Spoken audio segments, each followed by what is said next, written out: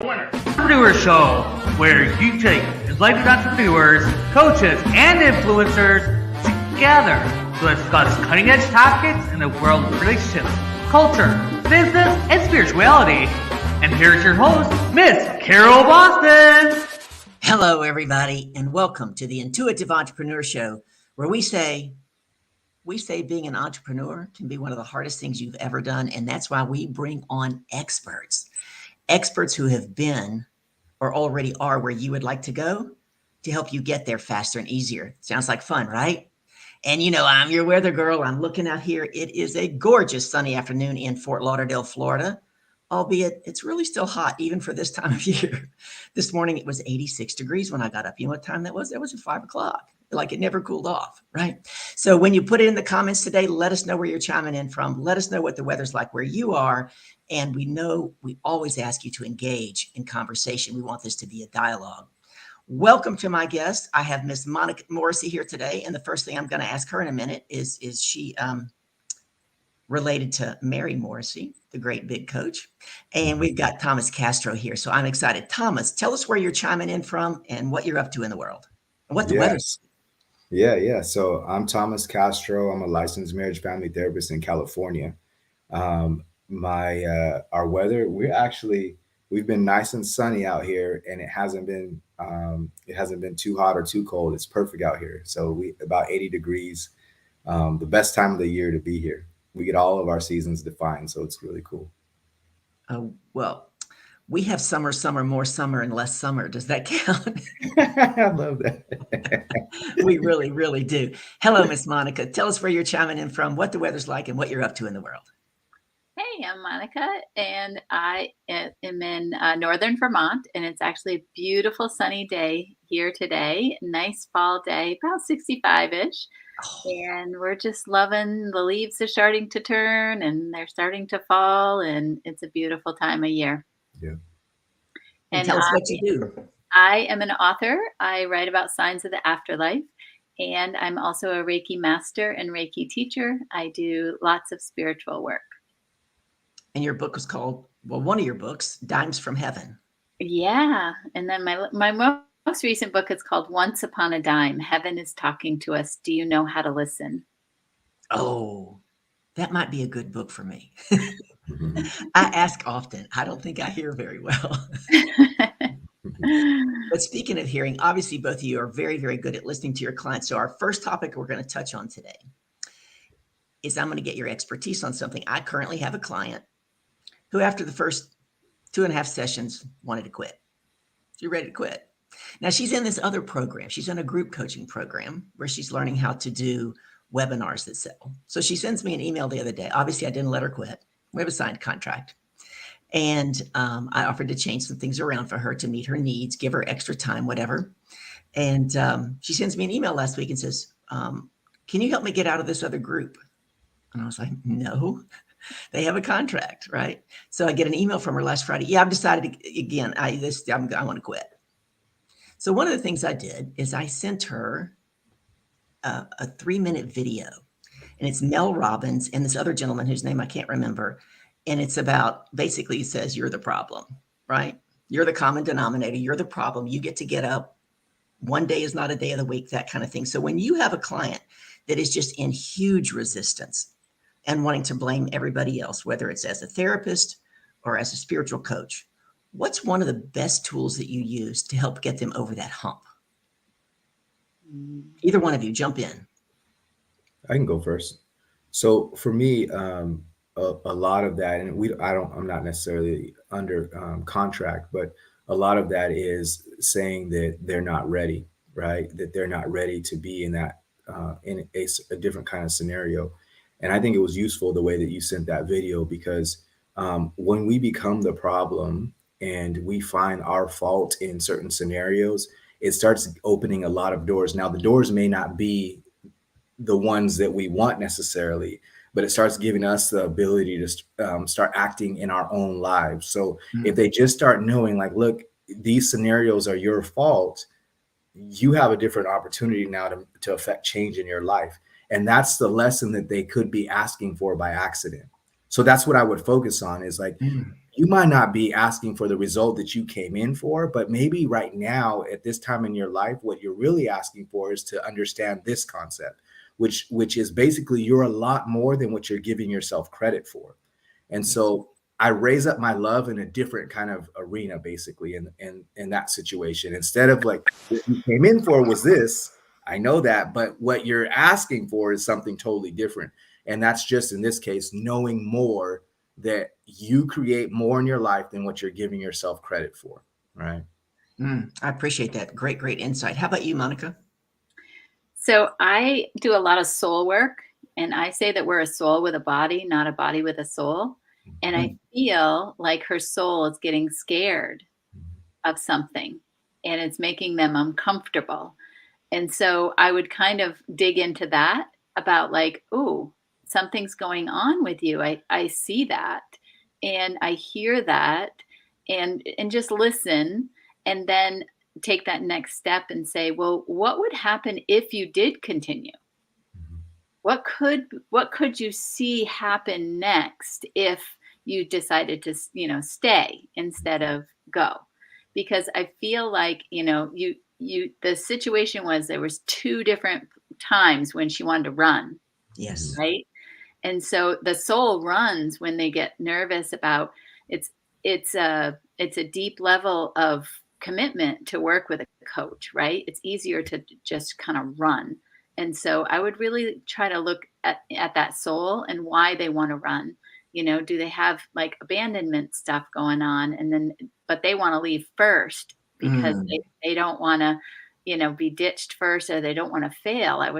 Because usually after 2 to 3 coaching sessions, that's when you start to get uncomfortable. And so I'd start to like dig into what's making you uncomfortable. Did I do something? Or, just kind of digging into what they're going through, and then focus on, again, if you stuck with this, what do you think could happen? And get them to see the results, for moving forward.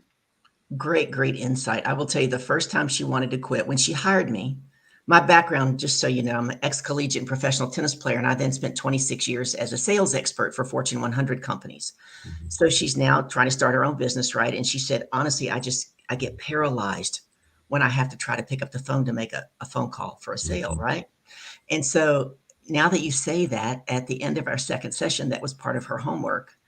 And she actually admitted the next time she'd made 3 calls. Now, she didn't connect with anybody, but she actually picked up the phone and called, which she had never been able to do before. I saw that as great success. I hear you saying that could have scared her to death, that she's actually going to make this work. So I think that is very insightful. And the last time we spoke, it was supposed to have been yesterday. She ghosted me after I sent the video. Is I got her to commit to a date for her first webinar to launch her and grow her business. Because I had said, do you have a sense of urgency? She went, yeah, it's urgent. But her behavior doesn't say that. So that's really, really quite fascinating. So what's the favorite thing you love about what you do, Thomas?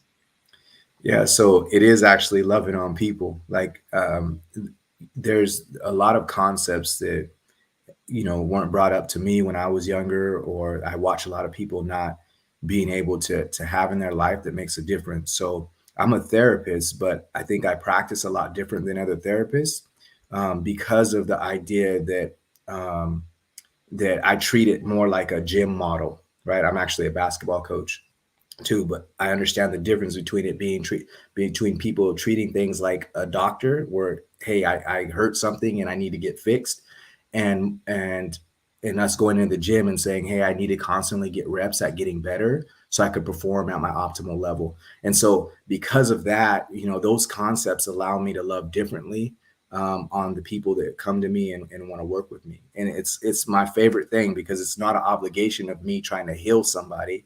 It's more of like, hey, these are the reps that need to get put in and you're going to get better.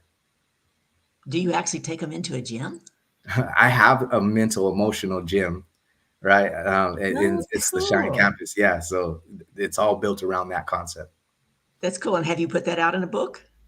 Not a book. It's just out on a website. It's a membership, right? Oh, fantastic. That's very, very interesting.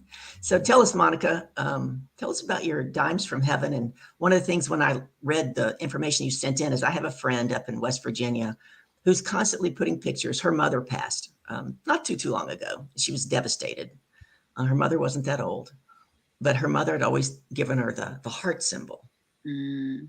And this woman sees hearts everywhere, and she posts pictures of them. It can be, hearts in a flower, hearts in the grass.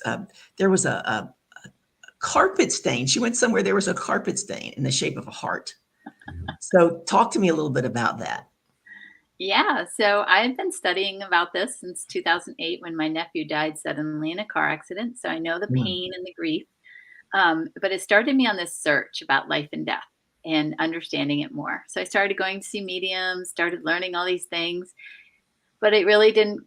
I sort of believed, like I wanted to believe, like that the heart was a sign from her mom, but I just like it's hard to believe until it happens to you. So I lost both of my parents within 8 months of each other. And I ended up really sick afterwards. And I put pen to paper and I had this cool dime story. So my dad had given me this dime from his coin collection. And it was a Liberty Head dime from the early 1900s. Anyway, long story short, all of a sudden, 2 weeks after he died, I found a dime in the most unusual place. The place that I used to call him every day almost. I would climb this mountain and I would sit on this rock and I would call him and check in on him. And that dime sent me on a journey to understand this even at a more deeper level.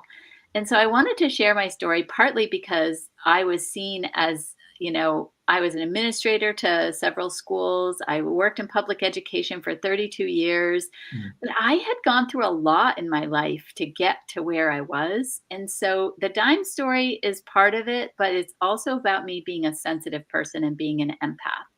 And so it just sent me on this journey. And then after my first two books, everybody was like, okay, this is great that you get dimes from your dad. I'm so happy for you. But how do I do this?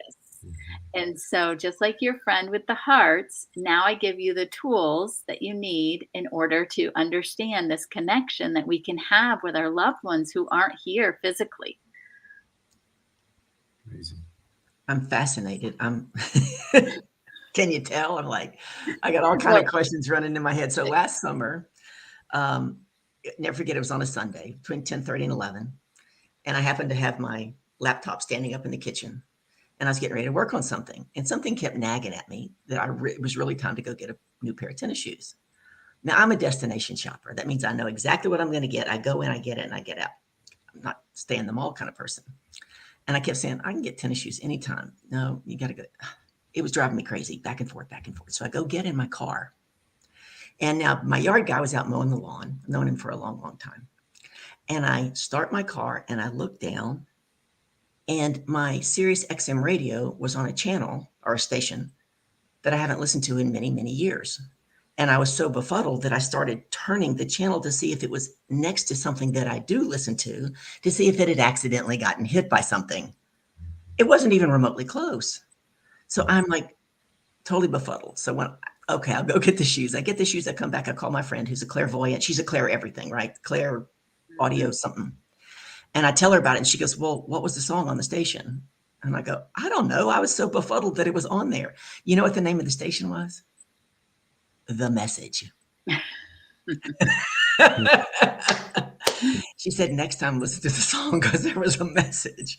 Yes. And people say this happens all the time. Have you ever experienced anything like this, Thomas? Yeah, so I've known people and who have experienced similar stories that you guys are talking about, and it's such an amazing feeling. And not only that, but also for me, usually it's with my clients. So for me to actually then witness certain things, like, man, it's almost like I get a message to deliver or a sense of obligation to interact with, and that's usually how it's coming to me because I've worked with people who have lost somebody or people who are close to them. And yeah, it's the same kind of experience, same kind of concept. Well, Well, how does that work? For both of you, how does that work with your reticular activating system, right? So the RAS. So let's say you go, you know what that is, right? You go buy a new car and all of a sudden you get it on the road and you start seeing that same car everywhere because now it's in your reticular activating system and you're looking for it. So is it possible that my friend started looking for hearts? Mhm. Yeah. I'm asking the question. Yeah. So for me, I don't have the answer to that because you know, I don't really know or study that. But what I do know is either way, it's okay. Right. And that's a really important part. Like for me, I'm all right with it being from whatever it comes from. The idea that it's happening and it's creating a connection is what's huge. Like I don't know for sure if I always get a message, but I know I have this sense, and then here I'm going to share it, right? And that's an okay thing. So I don't, in my look at least, I don't necessarily worry about where it came from or if it was coincidental or it was real or anything like that. I just know there's a sense that I get at a certain time of the month or at a certain thing that I see that just triggers this concept or this feeling where I need to share it or say it out loud. And so, yeah, I'm okay with it being either one. How about you, Monica? yeah. So, you know, in my book, I share like you have to figure out what connects you to the other person. Like that dime, I wasn't even thinking about a dime. I didn't even know that that's how my dad was going to communicate with me. I had no idea. I told him there was a spirit communication system and he could use it and I could call him and he could call me. But I wasn't looking for a dime, but that I knew because of the necklace that that was going to be my sign, you know, once that started to happen.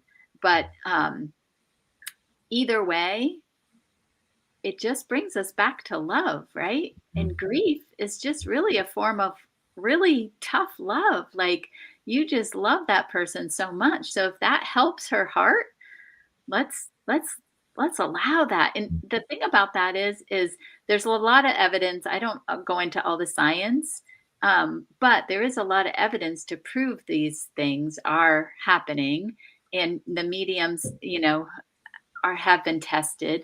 So just because we can't see it, does that make it not real or part of this, you know, activated system? I don't know. Does it happen in the negative? And what I mean by this is when I share with my friend and I'm listening to your dime story and I'm listening to the powerful impact that Thomas has with his clients. So back in 1992, August, I'm not going to give you the whole story because it's too long for this show, but without even thinking, I came out to my dad on the phone that I had a girlfriend. And from that moment on, my mother quit speaking to me. That was 1992. And so in 2001, she was dead and buried and had a funeral and nobody told me. She'd been sick with cancer for 2 years. So the reason I ask if this is happening in the negative and she's trying to communicate with me, because I had someone who does Akashic record work, that kind of energy work. Yep. I attended one of her free events last week on something about what part of your body is hurting or whatever. And she and I had emailed in between. And she said, so whose setbacks are you holding on to? Whose setbacks are you owning? They're not even yours, they're ancestral. And all of a sudden I'm wondering if this, I'm seeing it as negative because I've had a lot of setbacks and challenges recently. And is it possible that that's coming from my mother? I believe this is just my own personal, and I actually write about it in my third book in The Power of a Name. So I believe that my mother is in a different place. I believe she did a life review. My first book, I really struggled with the relationship with my mom. I didn't see eye to eye with her. I had an okay relationship. It wasn't the best. But in the spirit world, they do, you know, I believe that they go through a life review and they kind of see some of their mistakes. And then it's all about love over there. And I have felt her love and support in ways that she couldn't do it when she was here on earth. So most likely your mother might be regretting some of the things that she did. And most likely she's trying to send you some love. But when we're still here on earth, dealing with our dramas and our stuff that we got going on in our minds, it's hard to adjust to that new relationship. but it's been almost 9 years since she passed, and it's taking me a while to like, okay, she's supporting me. She's come to me in dreams. She has shown herself in other ways, and in specifically her name. Yeah, and for me, I'm on the similar lines as Monica. Like, I think the negative happens in the flesh, which is not a judgment. It's just that, I don't think the same kind of realm or hardship exists that we have here. So if someone were to say that I don't want to be, but I really don't think I hear from God, or I don't think I hear from my intuition, what would you say to them? Go ahead, Monica. Why did you turn away? I would want to know their religious background, because religion is trying to control you. And so I would want to know why. Like, I talk about the crown chakra a lot, and a lot of my clients have, like, I always think of like a pot of boiling rice, and the cover is like jammed on top of their crown chakra, and I want to move that out. And so if it's about a religion background, then I just want to like put that over here, and then open up to a different idea about God and what the universe is, and how magical it really can be if you're not listening to those voices that trained you of X, Y, and Z, good and bad. You are good, you are bad, all those things, right? That you sin, all those things. I would want to know like where they came from. And how about you, Thomas? We have different languages, but we are saying the same thing pretty much. So what I want them to do is not stop at whatever scenario they're in. So I would say, like, are you willing to believe in what you find? And then if they say yes to that scenario, then the only thing that I would ask them to do is keep seeking, like keep looking for what it is that you're trying to find, whether it's a higher version of themselves or a connection, whatever it is, go ahead and keep seeking it. Just be willing to accept what you find, right? But the challenge is to get them to the seeking scenario. So it's okay that they don't believe or that they do believe or anywhere in between. It's just a matter of, are you looking for an answer, or are you settled on that, right? And we can be okay and start the love process, because love changes all of that. By the end of the time that we get done working, if they're able to be loved, then it'll get to the places it needs to get to.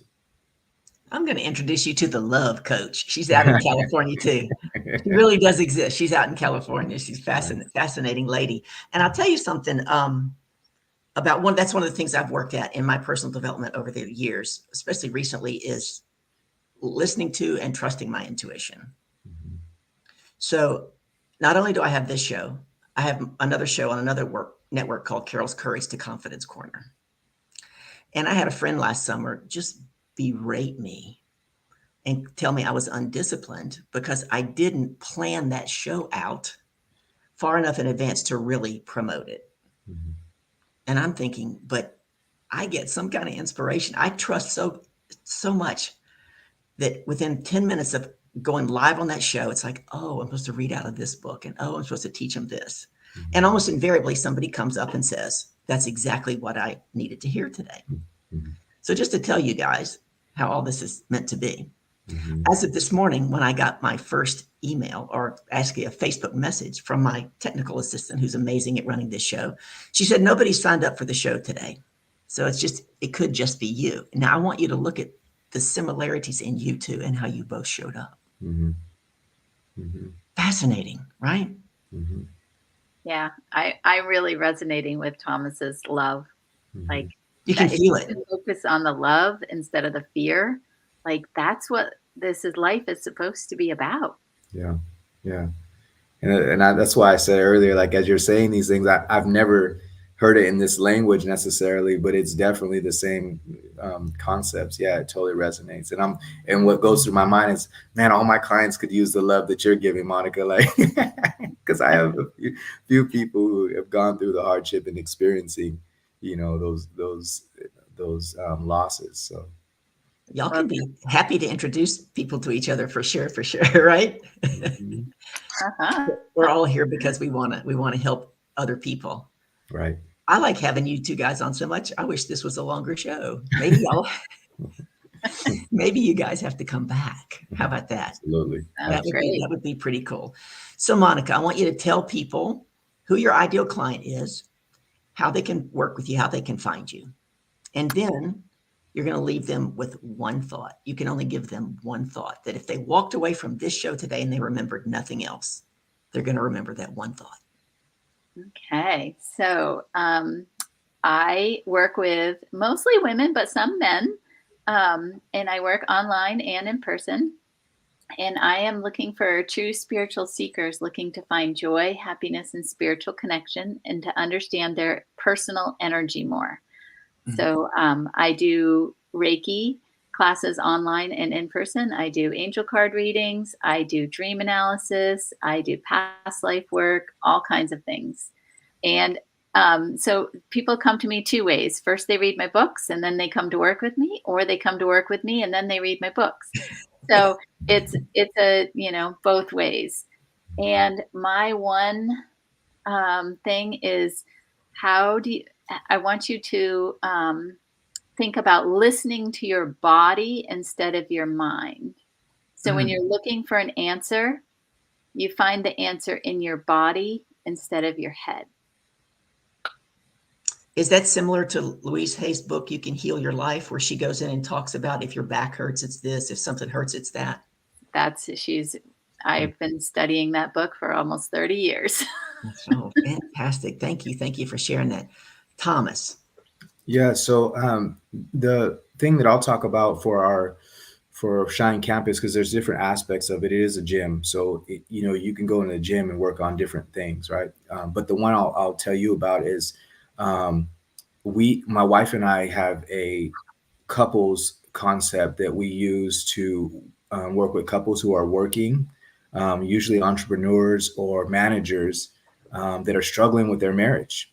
And so as they're struggling with their marriages, our goal is to be able to turn around and use our concepts that we use to be successful in our relationship, and that we've helped other people to be successful in their relationship, and really get in there and change their life so they don't have to go through all of the suffering that happens whenever somebody gets a divorce.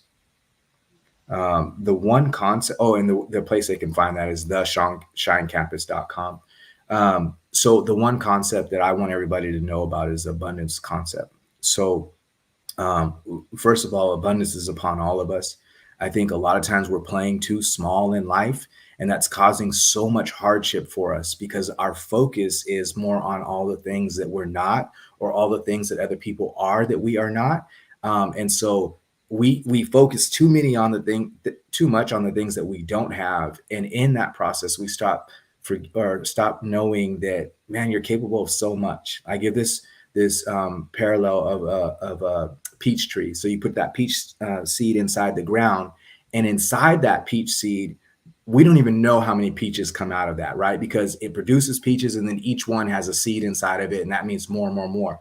Well, we're way more than a peach seed, but we don't acknowledge that, right? And so if we can start acknowledging the abundance that's inside of us, not just in like how many kids we could produce, but more so in like all the potential money that you can make, all the potential relationships that you can make, all the goodness that you can make inside of your brain and inside of your body. If we can just focus on that abundance concept, things start changing because we move that way. If we can move in a growth type mentality, then our hardships start to drop, and they're not as permanent, right? There's always going to be hardship and growth, but overall, it's not struggle anymore. So I want everybody to think more about abundance and being more in their own lives, and give themselves a different chance to exist.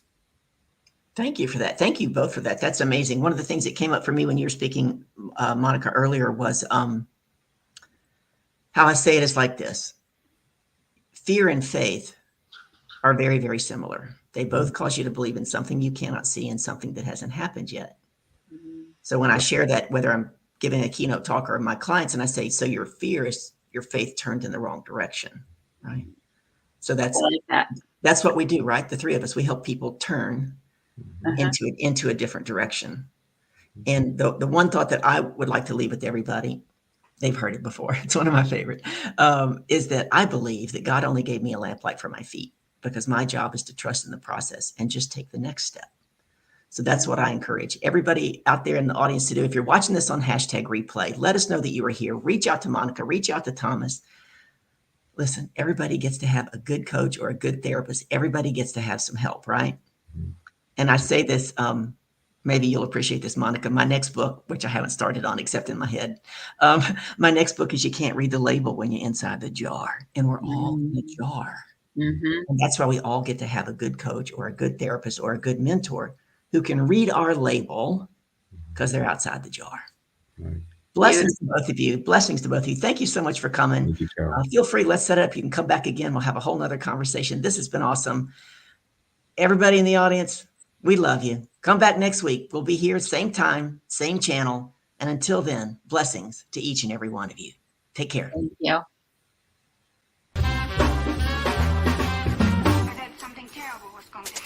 Thank you for listening to Intuitive Entrepreneur Show, brought to you by Life Coaching Today magazine, empowering your health, your business, your community, your life. Check out the latest issue today at lifecoachingtoday.com. Everyone here at the True Awesome Network asks you to please subscribe, like, comment, and spread awesome.